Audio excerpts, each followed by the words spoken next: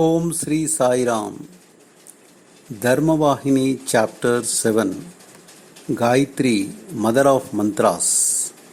All that is visible shines as Gayatri. For speech is Gayatri, and all objects are speech, are indicated by speech, and are subsumed in speech. It is speech that describes them, declares them, and denotes them.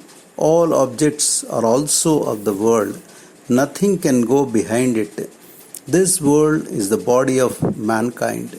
One can't leap out of the body. The breath, prana, that sustains a person is inside the heart, hridaya, and it cannot move outside and behind the heart.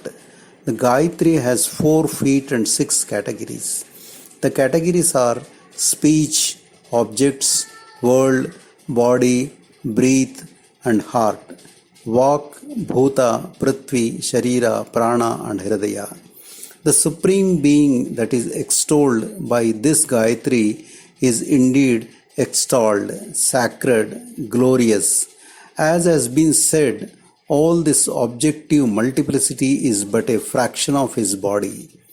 The number and nature, the measure and meaning of objects are behind understanding. Yet all this is but a quarter of his magnificence.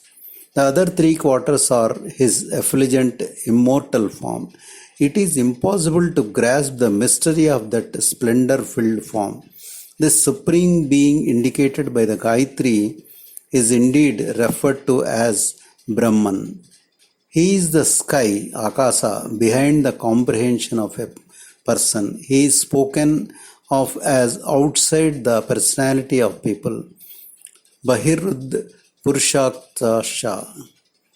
This is the mark of the waking stage.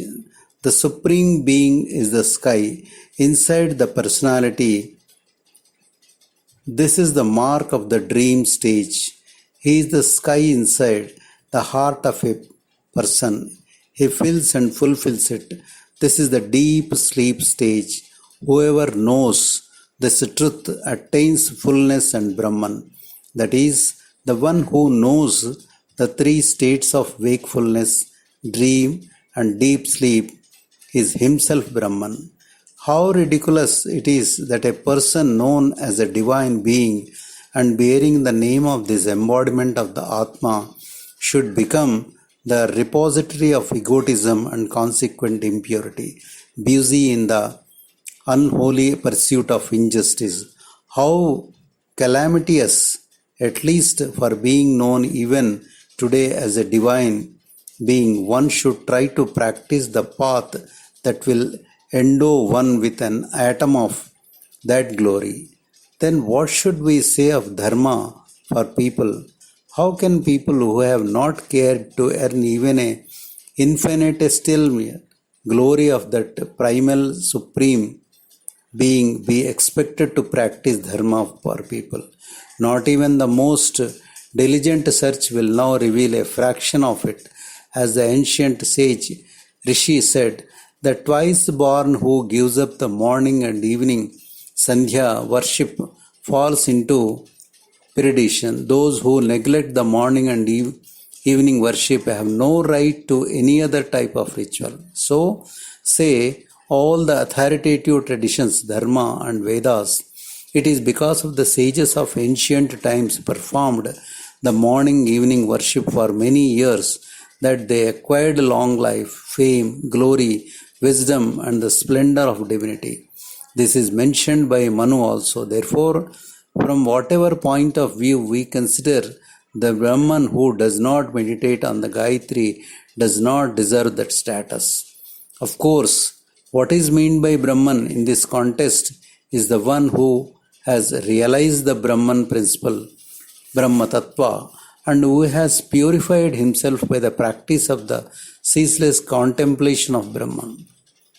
This has nothing to do with caste or even religion. Nevertheless, those who have inherited the name Brahman have a special responsibility to adhere to the morning, evening worship and the Gayatri.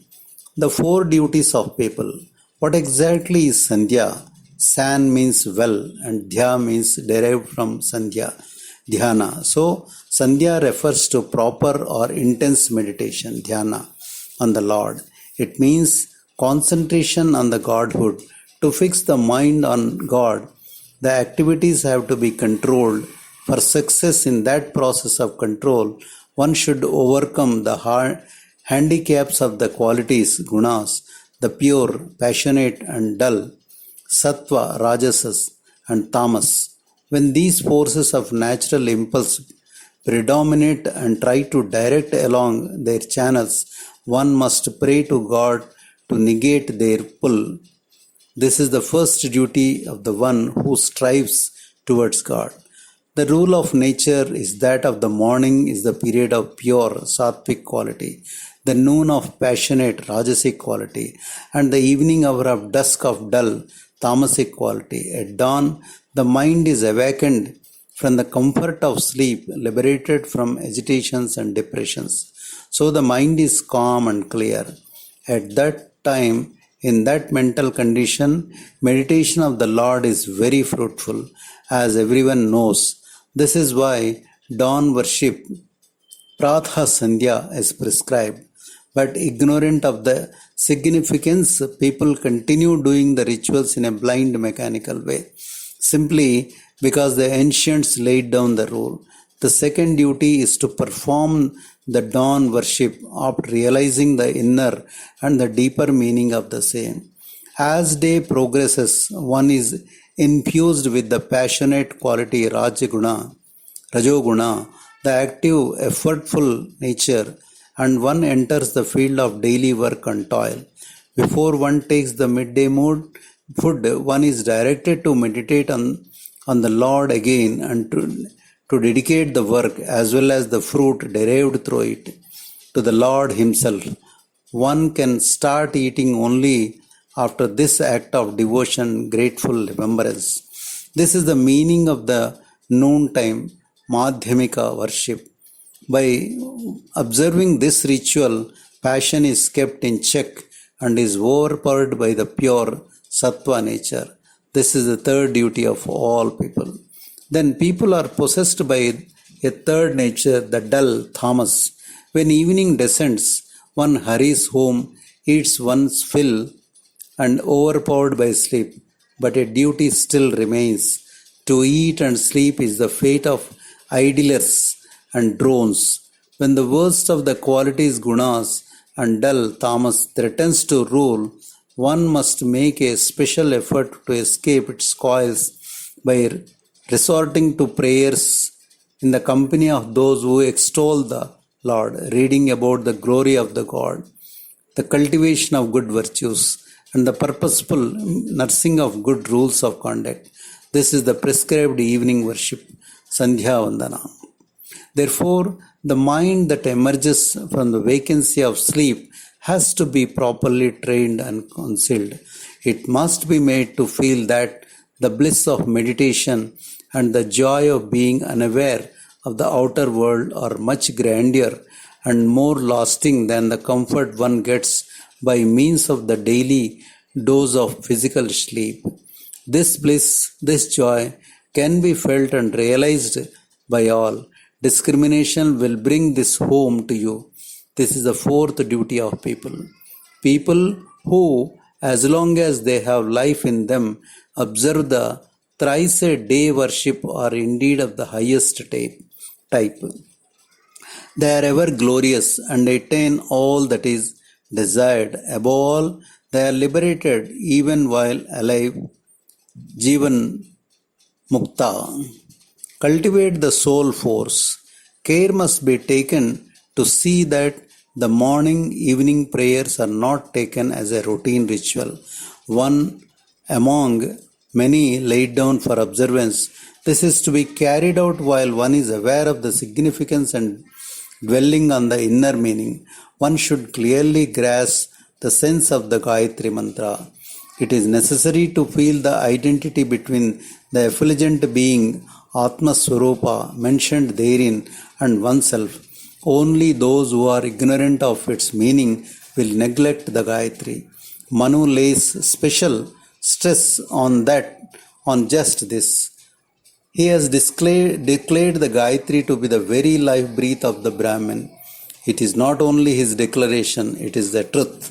What is more efficient for spiritual uplift than meditation on the effulgence that illumines and feeds the intellect? What is more vitally fruitful than the prayer that pleads for saving the mind from sinward tendencies?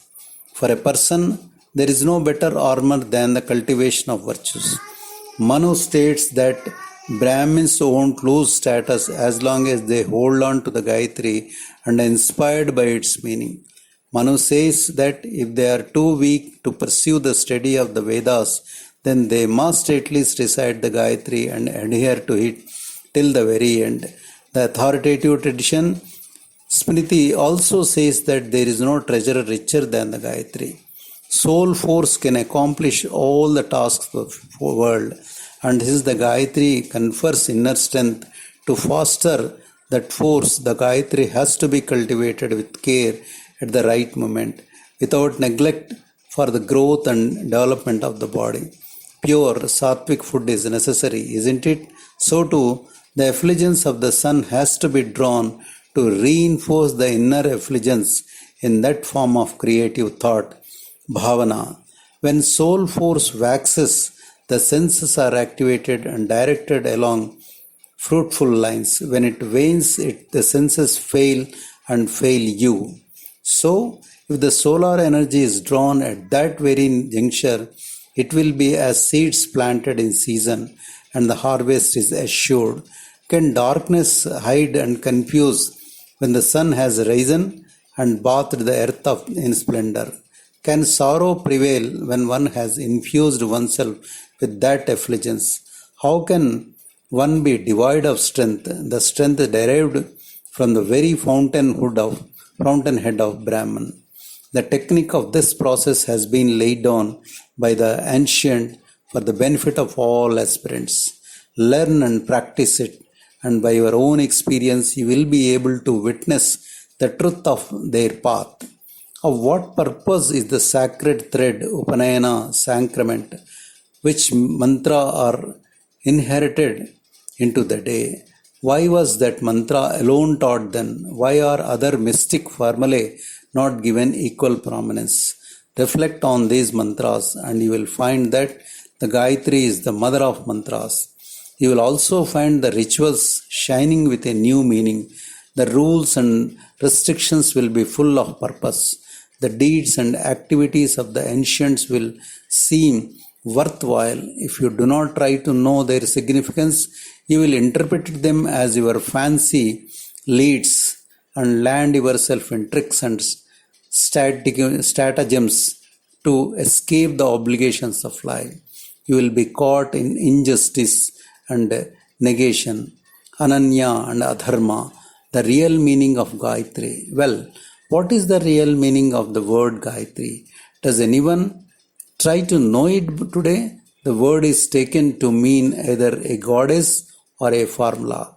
Gayatri is that which protects Tra, the life, the breath, Gayas or pranas, or the senses, Indriyas, beginning with the speech. Besides, it is said, that which saves those who sing it, revere it, repeat it, or meditate on it is called Gayatri. That is to say, it is this sacred mantra that transformed a royal sage, Rajasri, into, like Vishwamitra, into Brahmanical sage, Brahmarshi. The mother, that is the Vedas, Vedamata, will confer all boons on all those who worship her. That goddess is described in glorious terms in the Brahmanas and the texts on Dharma, Dharma Sutras. If you understand this clearly, you can realize it unaided. Dharma imbued with such deep mysteries is today rationalized and interpreted willfully in various paltry senses.